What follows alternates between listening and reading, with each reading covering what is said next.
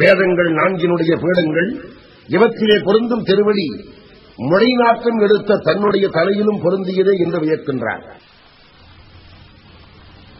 இங்கு மகாபாரதத்திலே எல்லாம் அல்ல கண்ணபிரான் தூது வந்த போது விதுரன் என்கின்றவன் குடிசைக்குள்ளே வந்து நுழைந்த நேரத்தில் பெரும் அரண்மனைகளுக்கு உள்ளே செல்லாமல் தன்னுடைய குடிசைக்குள்ளே கண்ணபிரான் வந்தவுடன் விதுரன் அப்படியே ஆனந்த களிப்பினாலே புலம்புவதை பொருத்திக் காண்பது மிக நன்றாக இருக்கும். கண்ணபிரான் தன்னுடைய குடிசையை தேடி வந்துவிட்டான் என்பதை அறிந்த விதுரன் சொல்லுகிறான், கண்ணா நீ 4 இடத்தில் தான் இருப்பாய் என்று சொல்வார்களே, உன்னுடைய திருவடி 4 இடத்திலேதான் பொருந்தும் என்று சொல்வார்களே, என்னுடைய குடிசை எவ்வளவு பெரிய தரம் செய்திருக்குமானால் நீயாகவே கருதி என்னுடைய குடிசைக்கு வந்திருப்பாய். நீ பார்க்கடலில் படுத்திருப்பாய், 1000 தலை கொண்ட ஆதிசேடன் என்கின்ற பாம்பிலே படுத்திருப்பாய், உலகத்தினுடைய முடிவிலே ஆளிலையில் படுத்திருப்பாய், 4 வேதங்களில் இருப்பாய் என்று கூறுவார்கள். என்னுடைய குடிசை இந்த 4 பொருள்களிலும் இது ஒன்றும் இல்லையே, பிறகு நீயாகவே கருதி எவ்வாறு வந்தாய் கண்ணா என்றால் இந்த குடிசை எவ்வளவு பெரிய தவம் செய்திருக்க வேண்டும் என்று விதுரன் வியக்கிறான். முன்னமே புயின்று அருளிய முதுமயோததியோ பன்னகப்பாதிவ பாயனோ பச்சை ஆயிலையோ சொன்ன 4 வகை சுருதியோ கண்ணா கருதி நீ எய்துதற்கு என்ன மாதவம் செய்தது இச்சிறுகுடி என்று விதுரன் வியந்ததை இந்த பாடலோடு ஒப்பிட்டு பார்க்க வேண்டும். இவ்வாறு சிவபெருமான் முடியிலும் இணைந்திருந்த வேதங்களின் உண்மையான பீடங்கள் 4லும் தன்னுடைய மொழித்தலையில் வலிய வந்து பெருவெளிகளை வைத்து ஆண்டு கொண்ட பெரும் சிறப்பை பேசினார் ஆசிரியர்.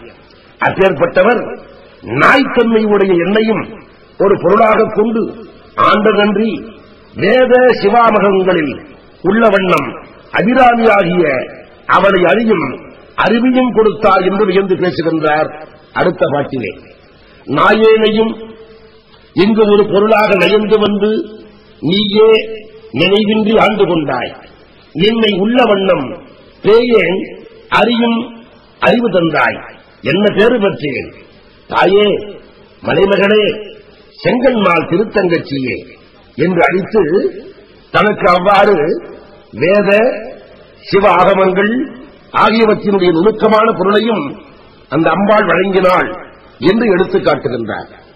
இவ்வாறு தன்னையும் ஆட்கொண்டு தனக்கு இத்தகைய அறிவையெல்லாம் கொடுத்தவர் அடுத்து பெறல் அரும் பேராக வழங்கக்கூடிய 2 பேர்களை தனக்கு தந்ததை அடுத்த பாட்டிலே கூறுகின்றார்.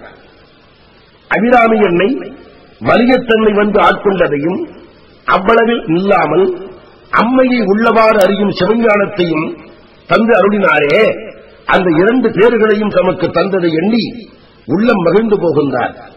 தங்கச் சிறை கொண்டு தானவர் முப்புறம் சாய்த்து மத வம்கண் கரி உரி பொர்த்த செஞ்சேவகன் மெய்யடைய கொங்கை குறும்பை குறியிட்ட நாயகி கோகனகச் செங்கை கரும்பும் மலரும் எப்போதும் என் சிந்தையதே.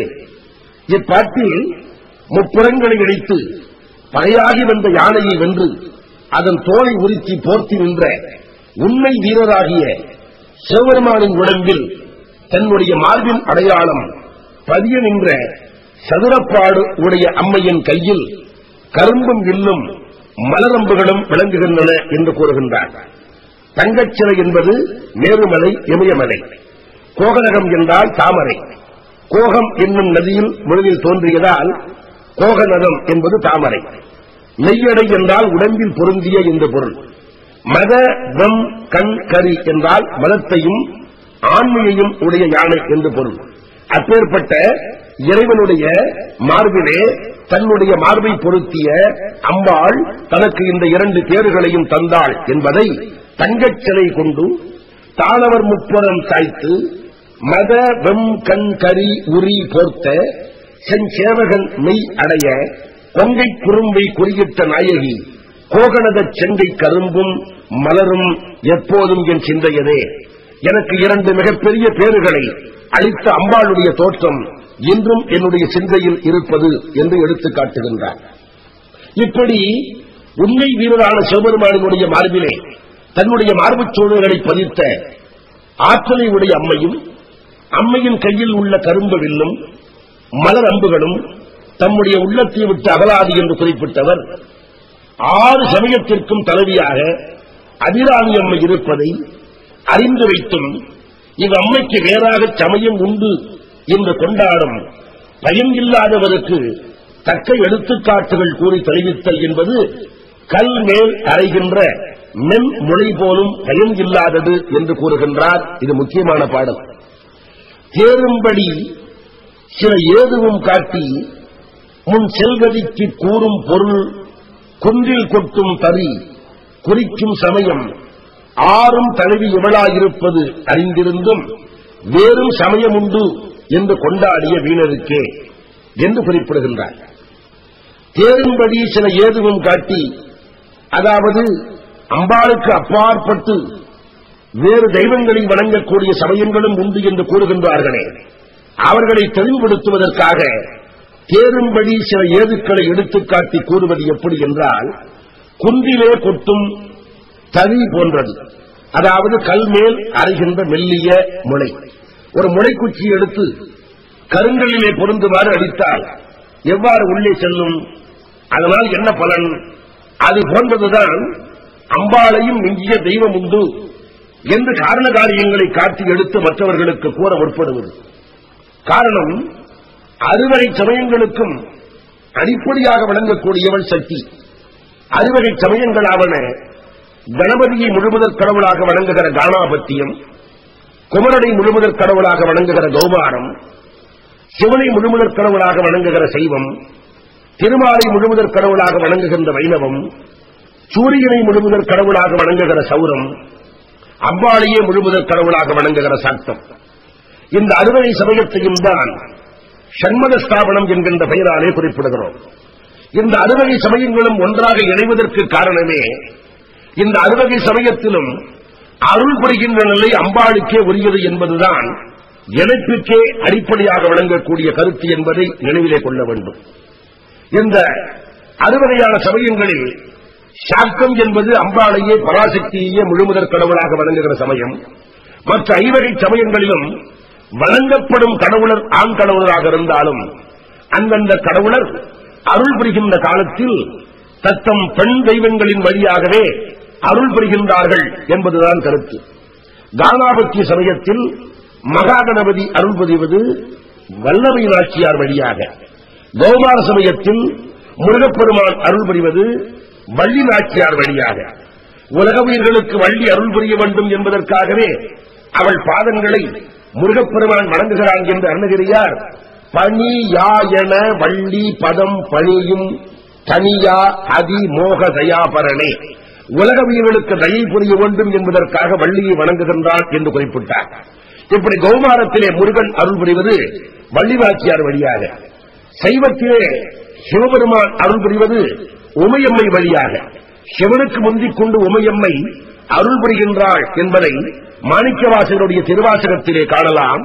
அன்பர்க்கு முன்னி அவள் நமக்கு முன் சுரக்கும் இன்னருளே எண்ணப்பொழியாய் மழையே என்கின்ற தொடரில் அன்பர்க்கு முன்னி அவள் நமக்கு இன்னருள் முன் சுரக்கும் என்று சைவம் கூறுகிறது.